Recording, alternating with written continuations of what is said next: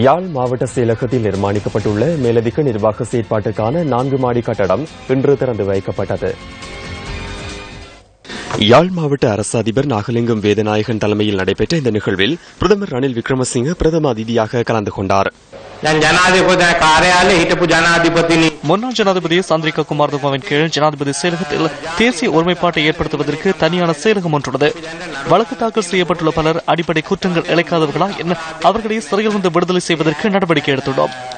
காணாமல் போனோர் அலுவலகத்திற்கான சட்டம் மூலம் நிறைவேற்றப்பட்டுள்ளது. மனிதர்கள் பின் சென்று பழிவாங்குவதற்காக இதனை மேற்கொள்ளவில்லை. இதற்கு கால எல்லை கிடையாது. எதிர்காலத்திற்கும் தாக்கம் செலுத்தும் நபர் ஒருவர் உயிருடன் உள்ளாரா, அதற்கு சாட்சி உள்ளதா என்பது மாத்திரமே இங்கு தீர்மானிக்கப்படும். பழிவாங்குதலோ குற்ற வழக்கு தாக்கல் செய்துள்ள தமிழ் மக்களுக்கு நிவாரணம் கிடைத்து அவர்களின் பிரச்சினைக்கு தீர்வை பெற்றுக் கொடுத்து மன நிம்மதியை ஏற்படுத்துவதே அவசியமாக உள்ளது. இனப்பிரச்சினை உட்பட்ட புதிய அரசியலமைப்பு ஒன்றை தீர்வு காண்டு உருவாக்குவதற்காக ஒரு சந்தர்ப்பம் செயல்பட்டுக் கொண்டிருக்கின்றது. சர்வதேச ராஜதந்திர நடவடிக்கைகளும் இந்த விடயத்தில் அரசுடன் செயல்பட்டுக் கொண்டிருக்கின்றது. நாங்கள் அமைச்சரவையிலே பங்கு பெறாது விட்டாலும் இந்த நாட்டினுடைய அரசியல் பிரச்சனை உட்பட ஏனைய மிக முக்கியத்துவம் வாய்ந்த பிரச்சனைகளை தீர்ப்பதில் அரசுக்கு நாம் ஆதரவை கொடுத்துக் கொண்டிருக்கின்றோம். இன்னும் சில மாதங்களில் ஒரு புதிய அரசியலமைப்பை உருவாக்குவதில் நாங்கள் ஒரு எல்லைக்கு வருவோம் என்று நம்பிக்கை கொண்டிருக்கின்றோம். சர்வதேசமும் அதில் மிகுந்த அக்கறை கொண்டிருப்பதை பிரதமர் அறிவார்.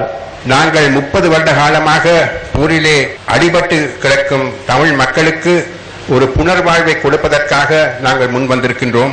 இந்த முதல் வருடத்திலே சில முக்கியமான மாற்றங்களை கொண்டு வந்திருக்கின்றோம். இன்னும் எங்களுக்கு எத்தனையோ வருடங்கள் இருக்கின்றன. அடுத்த வருடம் கௌரவ பிரதமர் கூறியது போல் எங்களுடைய மாவட்டங்களிலே விவசாயிகளுக்காக தண்ணீர் உதவியும் மீன் தொழில் செய்வர்களுக்கும் பல சலுகைகளை செய்வதற்காக என்னுடைய அமைச்சு முன்வந்திருக்கும். பல நிர்வாக அலகுகளை நீக்கி ஒற்றுமைப்பட்ட ஒரே மாகாண நிர்வாகம் நடைபெற கௌரவ பிரதமர் அவர்கள் வழிவகுக்க வேண்டும் என்று கேட்டுக்கொள்கின்றேன்.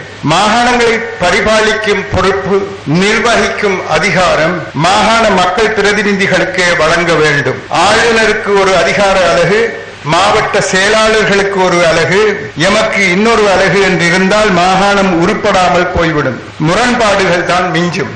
இவற்றை தவிர்ப்பதென்றால் இந்திய நாட்டின் அதிகார அலகுகளின் ஆளுநர்கள் போலவே இங்கும் ஆளுநர்கள் ஆளுநர்களாகவே இருக்க வேண்டும். ஆள்பவர்களாக மாறிவிடக்கூடாது. இன்று 3 அதிகார அலகுகள் வடமாகாணத்தில் நடைமுறையில் இருக்கின்றன. ஆளுநர் அதிகார அலகு, அரசாங்க அதிபர்கள் அதிகார அலகு, 3வது மாகாண அலகு. முதல் இருவரும் முறையே ஜனாதிபதியின் முகவராகவும் மத்திய அரசாங்கத்தின் நெறிப்படுத்தலுக்கு உட்பட்டவர்களாகவும் இருப்பதால் கூடிய அதிகாரங்களை அவர்களே பரிபாலிக்கக்கூடியதாக உள்ளது. உண்மையில் மாகாணங்களுக்கு அதிகாரத்தை பகிர்ந்து கொடுக்கும் எண்ணம் மத்திக்கு இருக்குது என்று நம்புகின்றேன். முழுமையான அதிகார பீடமாக மாகாண சபையை மாற்ற வேண்டும்.